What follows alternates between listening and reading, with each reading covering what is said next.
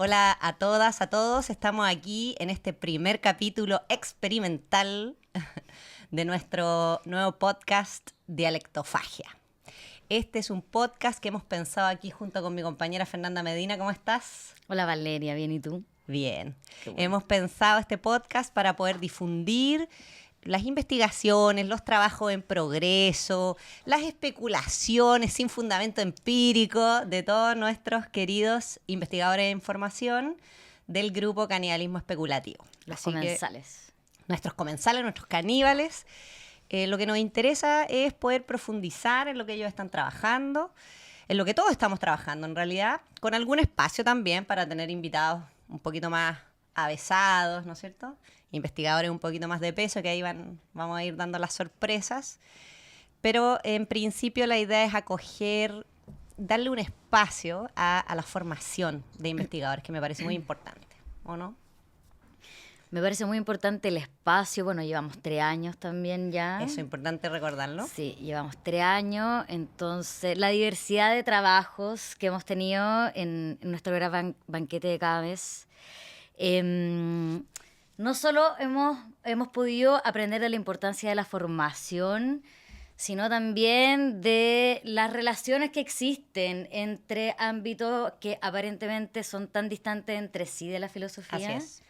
Y bueno, y en este espacio logramos aunar, relacionar, pelear, distendernos. Así es, así es. Así que nada, estoy muy contenta de este proyecto, que lo hagamos juntas además. Y gracias por ser la primera invitada. Eres nuestra primera caníbal. La primera caníbal. Nuestra primera caníbal bajo la lupa. Bueno, cuento brevemente el contexto de Dialectofagia, esta nueva instancia que hemos creado, que es justamente, como decíamos, este grupo que es canibalismo especulativo, que lo llevas tú, ¿no es cierto? Que lo lleva Fernanda. Esta parte, digamos. Claro, llevas tú eres la que organiza este pequeño grupo que tenemos, que es un grupo compuesto por investigadores en formación, investigadores más avanzados, todos en general profesores de filosofía, y siempre muy abierto a todas las investigaciones filosóficas sin cierre, ¿no? No tenemos como un principio de cierre, de clausura ni temática, ni histórica, ni metodológica, todo es bienvenido.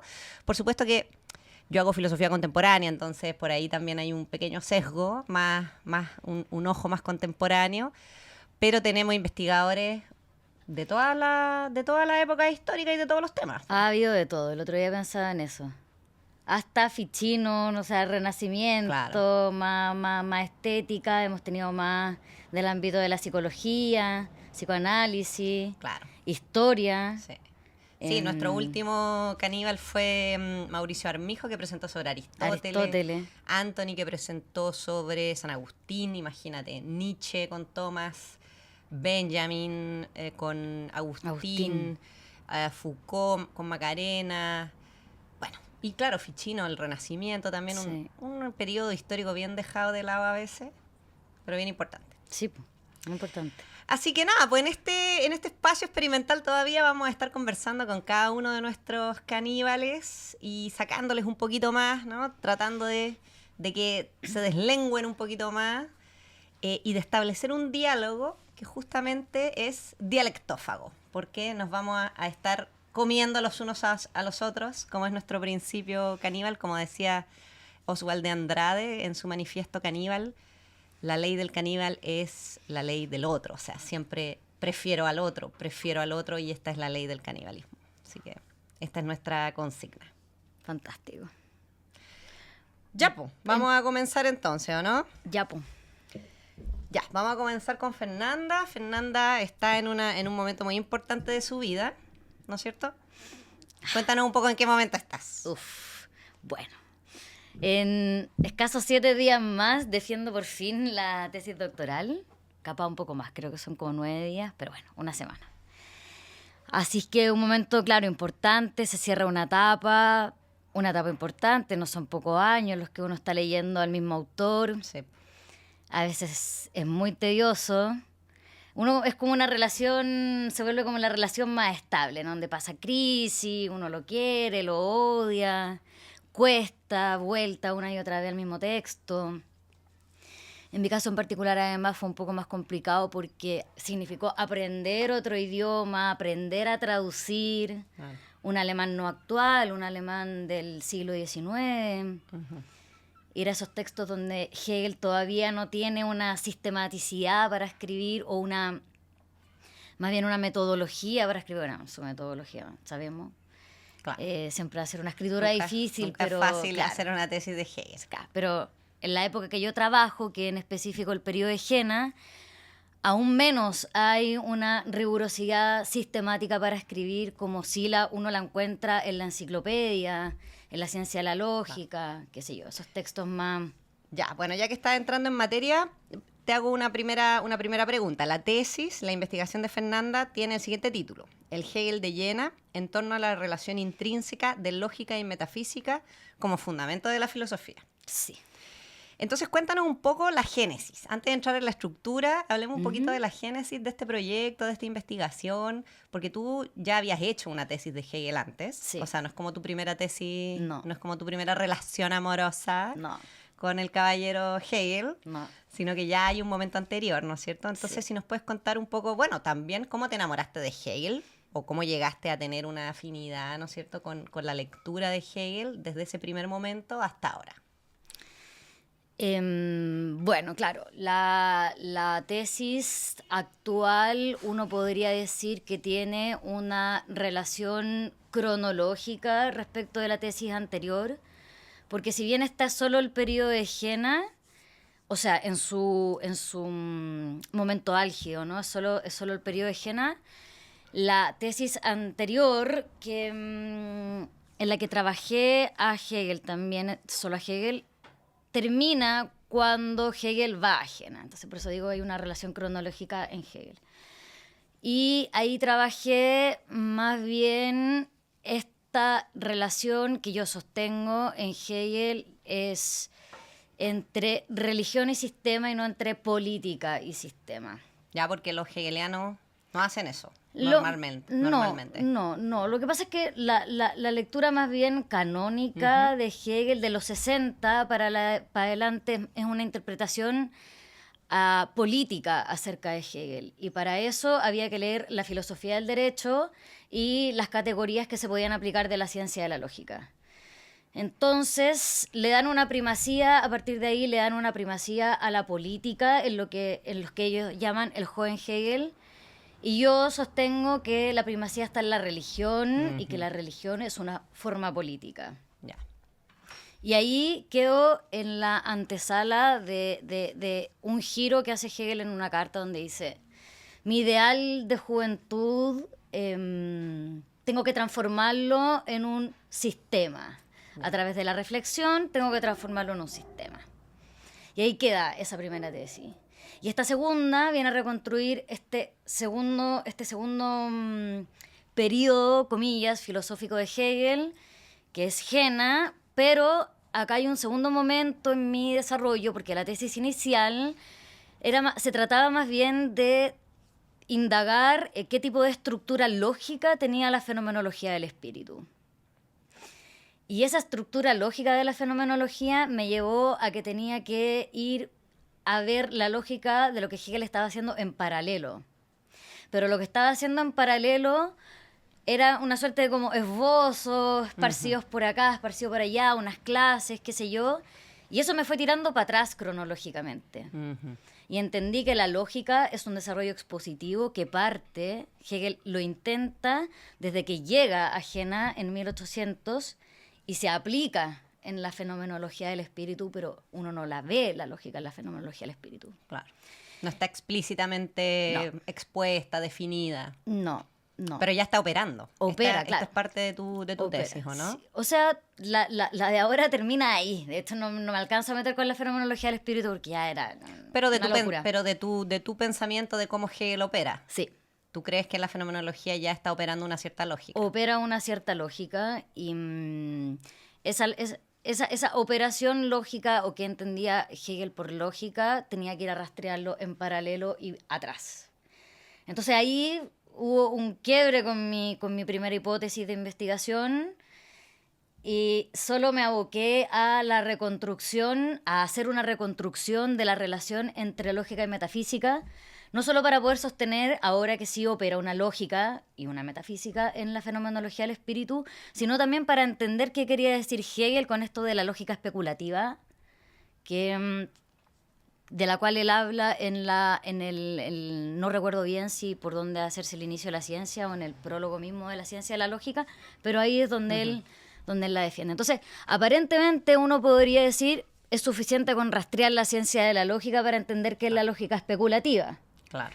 Y yo creo, al igual que uno de mis grandes maestros, por así decir, José María Ripalda, nuestro querido Ripi. Nuestro querido Ripi, creo como Ripalda, bueno, porque él me lo enseñó y le hago un guiño en la tesis misma.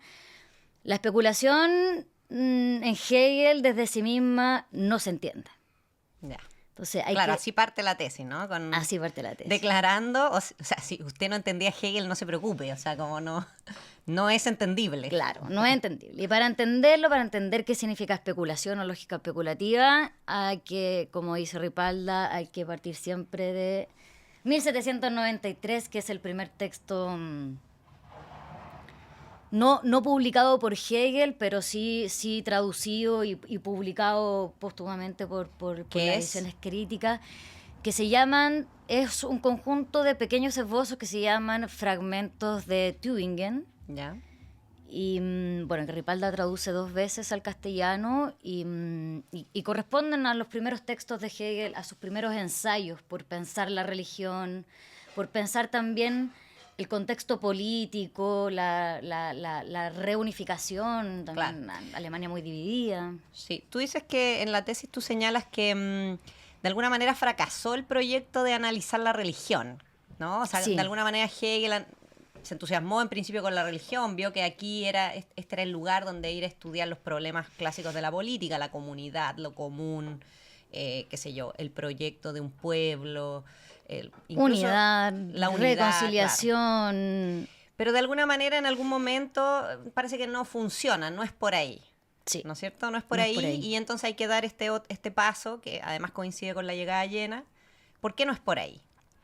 No es por ahí porque a Hegel le pasa que en todos los intentos teóricos de la religión, que hay que poner en práctica, porque la religión es una... no puede ser solamente leer la Biblia, por así decir, o claro. Ir a misa todos los domingos. No. Es una forma de vida. Claro, la religión es una forma de vida. Y le pasa a Hegel que él ve que precisamente en la teoría, en el último intento que es con el cristianismo, por ejemplo, hay que abandonar las condiciones empíricas para alcanzar la verdadera unidad con lo divino. Y no, la política, la religión es una cuestión encarnada, aquí y ahora. No se supera nunca lo empírico. No, y abandonar las condiciones. Claro, ahí dice Hegel, no, la religión finalmente siempre nos va a dejar escindidos. Va a quedar lo divino por allá y va a quedar los humanos más bien sin conocerlos, sometiéndonos a estas leyes que no tienen sentido que estén en el más allá, si hay que hacerlas acá. Claro. Entonces, él abandona el proyecto de, lo cito a Hegel, de intervenir en la vida de los hombres a través de la religión. Y entiende que hay que insertarse en la época a través de un concepto de filosofía. Ya. Claro, y ahí empieza entonces tu actual investigación. Se anida, digamos, en ese momento de inflexión, en ese punto de inflexión. Y tú sostienes entonces que en estos primeros años de Hegel en Jena, como el proyecto mayor es armar un sistema filosófico, ¿no es cierto? Sí. Un sistema de la ciencia, un gran sistema de la filosofía. Esto se va a tratar, o este sistema se va a ir armando a partir de una relación que tiene que ir también ensayando Hegel entre lógica y metafísica. Sí. Entonces, Bueno, tratemos de entender a qué se refiere Hegel con cada uno de estos términos, porque, claro, tienen tremenda historia, ¿no es cierto? Tienen una carga tradicional muy importante. O sea, y especialmente además en el idealismo alemán, o sea, en la filosofía alemana, de la cual Hegel es directo heredero. Yo, que soy mucho más kantiana para mis cosas que hegeliana, inmediatamente, o sea, cuando veo un proyecto como el tuyo, no dejo de pensar en la propuesta de una lógica trascendental, por ejemplo, en términos kantianos, que ya es, de alguna manera, intentar superar esta idea de que la lógica es un mero órgano, ¿no? Un mero instrumento para conservar la verdad, un mero instrumento al servicio de una ontología, en sentido fuerte, sino que también ella es productora, ¿no? Productora de sentido. La lógica también tiene esta capacidad productora. Entonces, bueno, si nos puedes comentar cómo se van especificando estos conceptos ya en Hegel. Bueno, yo creo que muy, muy de la mano con lo que tú dices acerca de Kant, acerca de una lógica que podría ser del tipo trascendental. Yo no lo planteo así porque, bueno, también había que como que darle una cuota de genuidad a la propia hipótesis. Pero claro, es del tipo, uno podría decir del tipo trascendental. Y que en efecto no es un mero instrumento. Yo lo trabajo así, no es un mero instrumento. Eso está al principio también de tu escrito. No es un mero instrumento, y con mero significo que en efecto es un instrumento, no al servicio de la metafísica, sino al servicio de la razón. En el intento de la razón de saberse a sí misma, ella tiene que si uno lo ve como un tránsito, que también yo trabajo un montón el concepto de tránsito, si uno lo ve como el tránsito por las categorías por las cuales la razón tiene que pasar para saberse a sí misma, ella, la lógica es el instrumento por el cual ella puede hacerlo. Entonces no es un mero instrumento, es el instrumento que tiene la razón. Y en ese instrumento, o sea, la lógica como instrumento de la razón, es precisamente lo que hace es producir la negatividad o darle la fuerza a la negatividad para que actúe. Y la razón no se entienda como un ámbito separado del entendimiento o el entendimiento separado de la razón. Ya, claro, que esto es radicalmente distinto en Kant. ¿No? Claro, radicalmente distinto. Exacto, exacto. Entonces, la metafísica no es algo que queda separado de la lógica en el sentido de la metafísica tradicional, ¿no? El ámbito más allá, las verdades últimas, el fundamento, la misma cita de Aristóteles, que un día no la recuerdo textual, pero sabemos a lo que nos referimos con metafísica. Pero la metafísica en Hegel es una ontología. ¿O no? Claro, porque me llama la atención que siempre esté la discusión, o sea, que siempre pongas énfasis en este más allá, pero ¿a qué más allá nos referimos? ¿No? Estamos hablando del terreno de la ontología, de la ciencia del ser en cuanto ser. ¿A qué se refiere Hegel cuando habla de metafísica? No, en este momento, claro, la ciencia del ser en cuanto ser, pero la ciencia de la razón en cuanto razón. O sea, el ser de la razón. No un ámbito de la realidad separado más allá, al cual haya que acceder, haya que ir. Sino una metafísica más bien realista, ontológica pero realista, por así decir. Pero en este momento de lo que Hegel está intentando es simplemente con metafísica son las categorías más universales por las cuales la razón accede a sí misma. Y o sea, el conocimiento, por ejemplo, así como el alma, mundo, Dios, es un ámbito al cual la razón tiene acceso, porque constituye a la razón. Y eso lo hace a través de un mecanismo lógico, un mecanismo que es negativo, un aspecto negativo que tiene ella, por el cual tiene que atravesar para conocer cada vez categorías más universales, más amplias, más abarcantes de sí misma.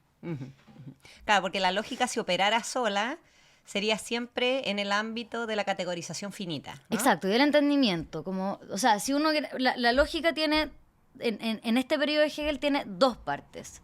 Una que es ser fundamento, en la intrínseca relación con la metafísica, pero también ella constituye la función propia de la figura del entendimiento, de las categorías finitas, que la misma lógica, la misma razón negativa tiene que, por así decir, deshacer su finitud. Y la lógica la pasa hasta un ámbito más amplio, más universal de ella misma, donde va... Pero con categorías finitas nos referimos a categorías que pueden ser aplicadas al ámbito de la experiencia. Estoy pensando muy kantianamente. Sí. ¿Nos referimos a eso? Sí. O sea, eso queda en Hegel todavía, entonces. Sí, queda en Hegel. Sí, absolutamente. Son, en este momento son como las categorías de lo que uno podría decir con la fenomenología del espíritu, la percepción sensible, el esto, el aquí y ahora. Ya. Categorías más del ámbito sensible. Ya. Ya. Y entonces el ejercicio o el movimiento de la razón gracias al instrumento de la lógica, va universalizando estas categorías. Sí. ¿Sí? De eso se trata. De eso se trata. Y con esto, supuestamente, llegaríamos a un mejor entendimiento de lo real. De lo real. De lo real en general. De lo real, y es el mecanismo por el cual uno puede sostener que la razón se conoce a sí misma, y además por el cual Hegel dice que la filosofía puede dar una explicación de sí sin necesitar de algún ámbito que la introduzca o que la explique o que la ayude a explicarse. Una filosofía puede hacerlo porque hace este recorrido por el cual ella puede hacerlo. Puede ser una autofundamentación de sí misma. Vale. En ese sentido, también tu investigación tiene mucha relación o está fuertemente también anclada en cómo recibe Hegel la filosofía de Fichte, la filosofía de Schelling, ¿no? Entonces, ¿cuál es esa relación que tiene con estas filosofías anteriores? La que tú exploras, digamos. Claro, yo abordé aquí, sobre todo en el ámbito del idealismo alemán, y en esta sentencia incluyo a Kant, el problema del acceso a la filosofía, del fundamento, el problema del acceso al fundamento, al conocimiento de la filosofía. Que era una pregunta transversal a la época, no es algo que a Hegel se le haya ido a ocurrir a explorar en sus precededores, no. ¿Cómo acceder al ámbito que fundamenta el conocimiento filosófico? Es lo que ellos se preguntaban, y ahí el acceso para un Fichte, no siempre, pero para un segundo Fichte, y para Schelling es o una intuición intelectual o una revelación una revelación divina, qué sé yo, pero más bien del orden del ámbito de la intuición intelectual. Había que tener un acceso directo, inmediato. Claro. Y Hegel dice, no es posible. No es posible ni el acceso inmediato, ni la revelación divina, el genio artístico tampoco, porque todos quedan atrapados de una u otra manera en una subjetividad radical, donde no hay objetividad del conocimiento. Entonces, ¿cómo podemos decir que este es el fundamento de la filosofía si no hay real objetividad del conocimiento acá? Si lo que hacen es quedar encerradas en la subjetividad radical. Claro. Entonces, Hegel dice, a Hegel lo que le importa es que ellos sí trabajan con los conceptos adecuados para Hegel, pero Hegel los transforma. Entonces dice, gracias Schelling por la intuición intelectual, pero yo la voy a transformar en una intuición reflexiva o en una reflexión absoluta, qué sé yo, va transformando los conceptos con los cuales el idealismo alemán trabaja. Y bueno, le va haciendo justicia así al propio movimiento que el idealismo alemán y a la filosofía clásica en general. Y con Kant también hace lo mismo. No es que le agradece a Kant el principio del yo. Se dice, bueno, no hay posibilidad de objetividad del conocimiento porque no es inmediato el acceso a la filosofía. Se necesita la inmediatez. ¿Un matecito? Gracias. ¿Hacer un pequeño break? Sí, eso me dio un poco de frío. Ya, entonces... Volvamos entonces al problema de la metafísica, me interesa mucho. ¿En qué momento crees tú que entra también relacionada con la cuestión de la metafísica la historia? Porque, claro, hasta el momento esta definición de metafísica como la idea, ¿no? Lo que refiere a la idea, es decir, lo que refiere a una conceptualidad que no tiene ningún tipo de raíz en la experiencia, ¿no es cierto? Sino que más bien es regulativa de la experiencia, Sí. justamente porque la trasciende, Sí. que es muy kantiano, ¿no? Es un pensamiento muy, muy de tipo kantiano y bueno, también muy tradicional. ¿En qué momento, quizás ya en Jena o después, empieza a imbricarse esto con la historia o con la historicidad, ¿no? Esto me parece muy interesante. Con la historia y con la historicidad. Ujú. Recordemos que en Hegel uno incluso podría decir hay 3 tipos de historia en Hegel. A ver. Bueno, hay algunos fragmentos de lo que ha sido traducido como los escritos del joven Hegel, donde Hegel trabaja y analiza históricamente momentos de la historia. Pero yo diría que con propiedad se involucra cuando ya hay espíritu. Y ahí ya uno puede decir hay historicidad y hay historia. Porque el espíritu es el que le da la certeza a la conciencia para saber de historia y de historicidad. O sea, para saber de historicidad gracias a la historia. Ujú. Eso no ocurre en Jena. Ya. O sí, pero en la fenomenología del espíritu. Ujú. El Hegel de este momento solamente está tratando de darle forma a su sistema Perfecto. cuando se da cuenta que necesita el espíritu. Claro. Y ahí, diría yo, se atraviesa la historia y la historicidad. Ya. O sea, no puede haber espíritu sin historia y sin historicidad. Perfecto. Y ese desarrollo, diría yo que también es uno de los fundamentos de la fenomenología del espíritu. Ujú. Pero aquí no. Ya. Luego el corte comercial. Bueno, ahora sí, dale. No era para terminar con lo de la historia y la historicidad. Ah, dale. Ya, que en el fondo, ¿por qué con el espíritu? Y no en otro momento. Porque en el fondo la historicidad lo que hace a la historia le entrega las categorías por las cuales los hechos de la historia se pueden relacionar más allá de una mera historiografía para Hegel. Y puede, en el fondo, construirse un sistema que implica asumir la tradición, así como también el contexto. Ujú. Pero la tesis sobre el espíritu estaba ya en los escritos de Sí. Tubinga o aparece solo con la fenomenología del espíritu. No, el espíritu tal y como lo conocemos hasta ahora, su primer desarrollo, lo que yo he podido rastrear, su primer desarrollo como lo conocemos ahora, Ujú. en 1801, más o menos, Hegel empieza a intentar a ver, ¿ya qué es esto? En éter, ¿para dónde va? Tiene que ser el elemento que une, qué relación guarda con la historia, qué relación guarda con la tradición, qué relación guarda con la metafísica. Pero ¿por qué no le basta con la razón? Esta es una pregunta que yo me haría. ¿Por qué no le basta con una idea de razón que es regulativa, que es unificadora, que justamente es la fuente de toda normatividad sintética, normatividad analítica? Ahí eso me preguntaría yo, ¿por qué surge la necesidad de hablar de espíritu, Geist?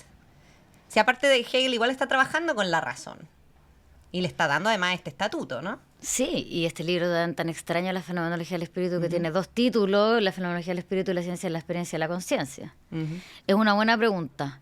Yo no la he podido responder cabalmente. Si hubiese tenido una respuesta precisa, capaz escribo la tesis sobre la fenomenología del espíritu y no Jena.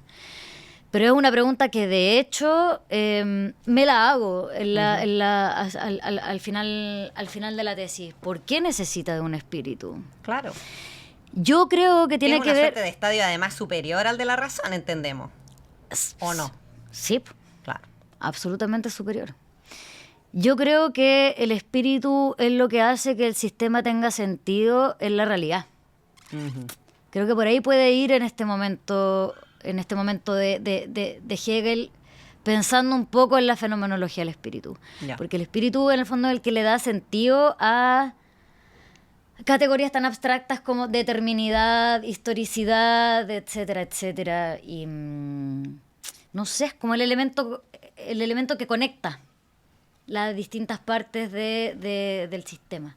Claro, y que implica salir, por decirlo así, de una esfera demasiado estrecha subjetiva, ¿no? Porque Sí. razón sigue siendo una facultad dentro de todo, o sea, ¿cómo Exacto. superamos la tesis y las facultades, ¿no? Exacto. Entonces La yo tesis creo kantiana que... de las facultades. Claro.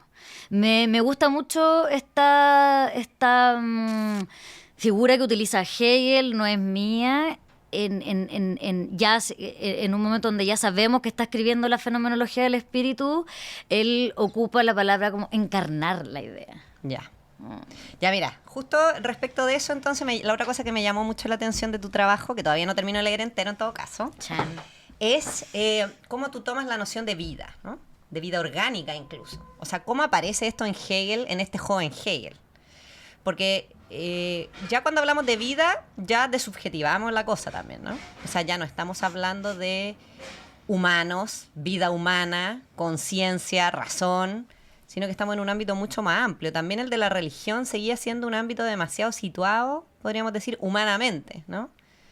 Y este paso a decir, no es la religión de donde yo tengo que encontrar estos elementos que van a configurar la base del sistema, sino que es en la vida. ¿Qué pasa ahí? Entonces me parece muy interesante. Y que después además me da la sensación de que recorre toda la obra de Hegel hasta el final, porque va a estar determinado el sistema hegeliano por una fuerte noción de vida, ¿no? En general, hasta la ciencia de la lógica, donde la idea es vida. Y de vida y de lo orgánico. Claro, esto me interesa, a ver, cuéntanos. Quizás aquí está la clave para pensar un elemento que vaya más allá de lo que tradicionalmente se había entendido como facultades subjetivas, ¿no? O sea, porque claro, razón, como te digo, como sabemos, sigue estando muy, muy determinada por su anclaje a la tesis de las facultades. Pero si el espíritu entonces implica dar un paso hacia lo real en general, o sea, salir del enclaustramiento subjetivo, ¿alguna relación tendrá que ver ya con este primer desarrollo del concepto de vida, ¿o no? Sí, de hecho, Hegel ya está modulando también, cuando él sostiene casi al final de su estadía en Frankfurt, que la tarea entonces consiste en pensar la pura vida, ya está modulando también su concepto de espíritu y ya está dejando de ser un concepto de espíritu más ligado al espíritu en sentido tradicional, más religioso. Claro. Y como a una razón divina, ¿no? Como una razón que al final divina. El espíritu religioso no es más que una mega razón, hiperrazón. Exacto. Divina. Y es un momento donde Hegel vuelve a tener contacto con Hölderlin, con Schelling, donde, bueno, sobre todo Hölderlin, que ya está más o menos empezando a fundirse con lo infinito. Sus poemas trabajan un montón en vida. Goethe también lo pone en una posición más Hegel, un Hegel más sensible, por así decir, y la poesía de Goethe, la vida, lo orgánico. Y Hegel en ahí se da cuenta que la vida es como la totalidad que está buscando. Claro. Y lo que permite también que podamos hablar de esa totalidad de manera encarnada. Claro. Entonces hay harto material acerca de la vida en Hegel, no tanto de esta época, pero sí de la época después. Entonces yo lo rastreé como el elemento que va a ser base para el sistema que él está pensando ya en Jena. Y lo conecto, trato de hacer que la vida sea el órgano del sistema y no sea la razón el órgano del sistema, porque todavía no tiene elaborado un sistema. Él está pensando cómo podría armar, a partir de qué fundamento podría armarse el sistema. Y se da cuenta de que la vida siempre va a ser el fundamento del sistema. Esto es muy interesante porque, claro, nos hace entender la noción de espíritu en un sentido mucho más amplio. Claro. Y lo interesante de la vida es que le otorga los elementos a Hegel para poder pensar la filosofía. La vida es la que le da la categoría de multiplicidad, de oposición, contraposición, pluralidad, totalidad. ¿Y qué es la vida en Hegel?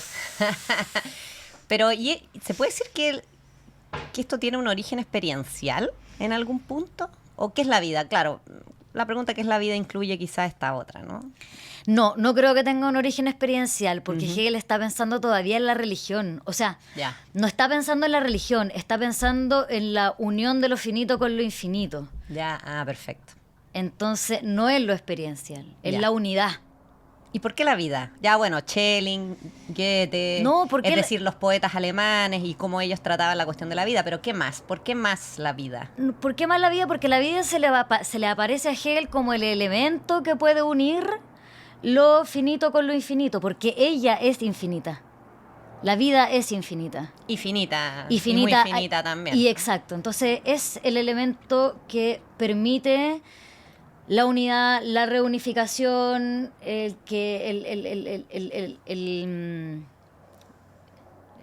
dejar de pensar el contexto en términos de desgarramiento y poder pensarlo como unidad, porque la vida es infinita y es finita a la vez y al mismo tiempo. ¿Y por qué vida orgánica? Has hecho énfasis en la cuestión de lo orgánico. O sea, es que ahí yo no puedo evitar pensar en la ciencia, ¿no? Como en la biología. Sí, es que Hegel tiene en mente todo aquello. Está leyendo el contexto científico muy fructífero de la época, además. Entonces, él siempre piensa en que el sistema tiene que incluir la biología, la física, la mecánica, qué sé yo. Son todas categorías que él pone a andar, de hecho, en los fragmentos de 1805, 1806, que se conocen como filosofía real. Claro. Entonces, sí, Hegel, lo orgánico es porque el órgano, el todo, la vida como un todo, donde cada parte de los elementos a partir de la cual la podemos observar, conforman un pequeño movimiento en sí mismo. Un pequeño todito. Claro, cada parte un pequeño todito. Cada parte un pequeño todito y va a su vez como entregándole un bracito para que ese otro pequeño todito pueda también, y así. Entonces la vida se le presenta como un órgano, lo orgánico, lo que nos constituye, lo que constituye la totalidad, lo que permite la unidad, lo que permite la diferencia, lo que permite la contraposición. Sí. Bueno, aquí voy a meter una cola de Ridiana, no lo puedo evitar. Sabía que venía esto. No, es que no lo puedo evitar porque lo que uno siempre podría decir es Hegel intenta armar un sistema, claro, que ponga en relación lo finito con lo infinito, donde obviamente el telos o la meta es lo infinito, o sea, llegar a comprender el movimiento infinito, ¿no? Salir del estancamiento en la finitud, pero no puede hacerlo sino a partir de figuras finitas, como la vida, o sea, qué cosa más cotidiana, empírica, ¿no es cierto? En ese sentido también finita, que la vida. Sí. Entonces, la vida, que es algo, claro, muy, muy cotidiano, o sea, objeto de experiencia diaria para todos nosotros, cómo eso tan cotidiano y tan entendible finitamente por la biología, ¿no? O sea, tan desarrollado a través de ciencias que no son ciencias infinitas, que no son metafísicas, como la biología, cómo eso puede volverse material para hablar de lo infinito, ¿no? Porque es como a partir de esto muy particular, vida, que finalmente sostenemos una tesis sobre la infinitud del sistema. Este movimiento me parece interesante. ¿Qué opinaría una hegeliana de esto? Que Derrida tiene razón. Muy bien. Sí. Bueno, muy bien. Me perdonarán los modernos. ¿Qué te puedo decir? Me acordaba, mientras te escuchaba, me acordaba de Hegel define él el sistema en la diferencia filosófica de los sistemas de Fichte y Schelling, entre Fichte y Schelling. Él define el sistema de la filosofía como un todo orgánico de conceptos. Claro. Y claro, pensar el problema, el punto es que ya, sabemos que la vida, su finitud, tenemos acceso a ella. Pero sabemos que la vida es infinita y que nos constituye en efecto la infinitud de la vida. Yo creo que Hegel dejó de pensar la vida mucho tiempo para pensarla a través de la muerte, del elemento que la negaba. Y me da la impresión de que retoma de nuevo la vida como en su sentido positivo, por así decirlo, una vez terminada la fenomenología del espíritu. Y cuando claro, pero no podría hablar de negatividad en términos de muerte si no tuviese ya de trasfondo un pensamiento de la vida. Porque si no, ¿para qué le ponemos muerte? Pongámosle otro nombre, ¿no? No, claro.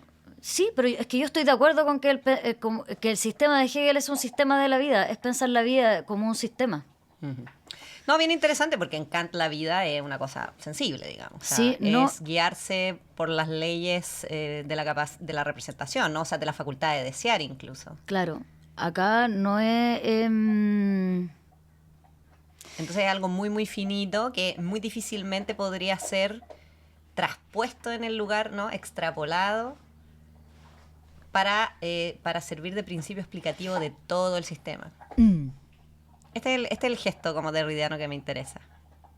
¿Cachai? Pero Derrida dice que se puede, sí. Po. O sea, Derrida dice que esto ocurre en Hegel. Que sí, es que estoy... Como Hegel no está dispuesto a establecer que hay planos, ¿no es cierto?, distintos de la realidad, objetivo, subjetivo, y que estos planos a su vez están subordinados, Claro. ¿no es cierto?, el objetivo al subjetivo, como es la tesis general del idealismo, sino que lo que hay es una suerte de relación íntima, ¿no?, relación intrínseca. Hegel siempre se va a enfrentar al problema de dónde comenzar, ¿no? Sí. Porque claro, para un idealista hay que comenzar de la subjetividad, digamos, es mucho más sencilla la respuesta. Aunque igual es complicado, porque comenzar de la subjetividad significa comenzar de la experiencia, entonces ya las cosas se empiezan a complicar. Pero en Hegel pareciera que no puedes llegar y comenzar de la experiencia. De hecho, en la ciencia de la lógica, o sea, en la enciclopedia está el clásico argumento contra el método regresivo clásico de las filosofías como la kantiana, la idealista, que es partir de lo más cercano, ya constituido, de lo más experiencial, Sí. y remontarse hacia su principio, ¿no?, de fundación. Sí. Porque es muy lineal ese camino, ¿no? No reproduce la relación intrínseca. Entonces, claro, Derrida nota que Hegel tiene este problema de no sé de dónde empezar, porque no me puedo poner simplemente en el lugar de lo infinito, ¿no?, y empezar desde ahí. Pero tampoco me puedo poner en el lugar de lo finito y empezar desde ahí, ¿no? Un camino regresivo. Tiene que ser dialéctico, ¿no? Por eso la vida. Porque la vida empírica, la biológica, la finita, contiene a la vida infinita. Contiene el concepto de vida, que es infinito. O sea, es la vida y la vida finita. Y la vida finita contiene la vida finita en ella. Uh-huh, uh-huh, Por eso puede partir de ahí. uh-huh. Y puede saltarse las categorías formales. Pero esto pasaría con todos los conceptos, ¿no? El de religión finitamente no es sino comunidad política, ¿no? Sí, E infinitamente ya es otro nivel de unión, sí. pero que está contenido en la idea de comunidad política. Sí, sí. Sí, sí, por eso Hegel, o sea, comienzo es la religión precisamente porque es la comunidad política por excelencia. Pero claro, no le resulta porque igual la religión se queda en un ámbito separado de lo propiamente humano. En cambio, con el concepto de vida evita esas subjetividades y puede él mismo tomar distancia y abordarla como aquello que contiene en sí el principio de la infinitud. Ya, muy interesante. Bueno, ya tenemos que ir decantando, cerrando la conversación, porque ya hemos conversado harto rato, aunque a nosotros se nos haya hecho corto. Pero simplemente, como quizás última pregunta antes de cerrar, entonces este concepto de vida que me parece o sea, me parece realmente muy interesante. Creo que todavía no están los estudios hegelianos a la altura quizás del concepto de vida, o sea, están poniéndose quizás a la altura de ese concepto de vida juvenil. Entonces, ¿tú has alcanzado a entender el paso del concepto de vida al concepto de conciencia en la fenomenología del espíritu? ¿O de espíritu mismo en la fenomenología del espíritu? No. ¿Tienes alguna especulación al respecto? O sea, el espíritu es vida, ciertamente, Ajá. pero cómo trata la vida Hegel en la fenomenología del espíritu, me parece que no es algo, no es una figura de la experiencia que hace de la conciencia. Mi intuición es porque el espíritu es vida. En este sentido de la vida de la vida antes del sistema, ¿no? Claro. ¿Pero por qué lo habrá cambiado por espíritu? Le habrá parecido muy materialista. Sí, pues. Ya. Exactamente. Que lo iban a criticar por materialista. Exactamente, sí. Exactamente. pero es una intuición, no es algo que tenga abordado cabalmente con la fenomenología del espíritu. Ya. Ahora pretendo. Ahora, la segunda investigación entonces de Fernanda. ¿Va a ir Sí, para allá? es que estoy decidida bueno, ahora voy a sacar una cosa interesante acerca de la vida Ya. en Fichte y Hegel. O sea, contémosle para cerrar ya a la gente tus proyecciones después de esto. ¿Tiene que ver con esto, con juntar o vincular el concepto de vida con el de espíritu o por dónde va la proyección de la investigación? La proyección de la investigación más bien tiene que ver con esto que el filósofo chino Yukui ha puesto en la palestra, que es pensar la relación entre sistema y libertad a partir de los idealistas alemanes. Ujú. Y él tiene la brillante intuición, a mi parecer, de que todo el concepto de vida que se piensa actualmente como la vida tecnológica, la vida de la inteligencia artificial, la propia conciencia, etcétera, etcétera, está ya contenido en el juicio teleológico de Kant. Y a partir de ahí, Yukui se pone a establecer cuatro interpretaciones para pensar la vida, lo orgánico, el sistema, la técnica, etcétera, etcétera. Y la tercera de esas interpretaciones, que se llama organicismo, quiero ver si esa es Hegel. Creo que ahí está el concepto de vida en Hegel, la tercera interpretación que el filósofo chino Organología, Yukui. organismo. No, esa es la organología. cuarta, claro. Ujú. La cuarta es organología, la tercera es organismo. Y yo creo que el concepto de vida que plantea Yukui va de la mano con este de vida de Hegel y quiero ir a rastrearlo ahí. Entonces, lo inmediato, eso es lo que sigue. Que el postdoc, digamos. Ya.